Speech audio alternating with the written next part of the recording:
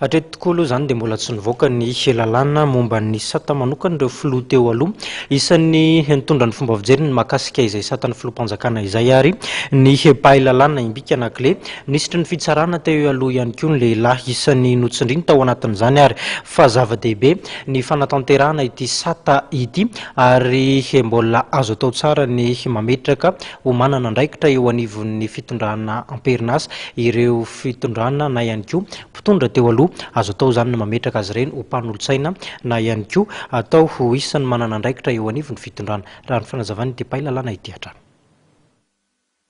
Zava-dehibe nisy ny sata manokana ho an'ireo filoham-panjakana teo aloha araka nambarana Andriamatoa Imbika anakile pahay lalàna.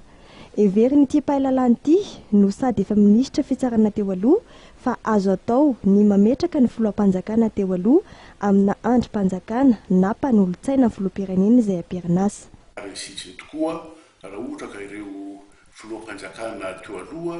manana sata manokana mifehy azy amin'izay voalohany amin'ny fotoana izy mitondra iny tsy eritreritra hoe raha fa tsy eto-tsony andray andro any ina no androa ina no ivelomako ahoana no mety mba ho zoko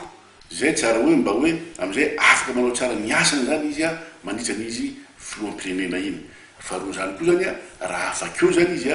tsy eritreritra zavatra marobe tsony fa efa misy zany ny tombotsoa arabola ho azy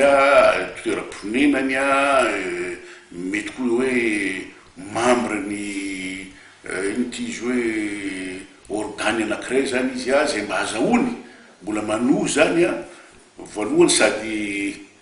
mitady ny tombotsoa ambony ho an'ny firenena ka ny fomba fitenenana zany tokony hoe zany hoe ohatrany hoe mpanolotsaina ho an'ny filoham-panjakana vaovao izy nefa ihany koa zany dia mba zay koa zany mba azahoany hoe tsy tantsehitra tsony loatra ifanandrana amin'ny ara-politika fa mba hoe olo-kendry zany. Notsim-pihany ity pahay lalàna ity kosa nefa fa tokony tsy atao fotsiny zany fa tokony isy ny fepetra izay apetraka. Tsy tokony atao fotsiny io fa zava-dehibe tokony masona tokony avahana tsara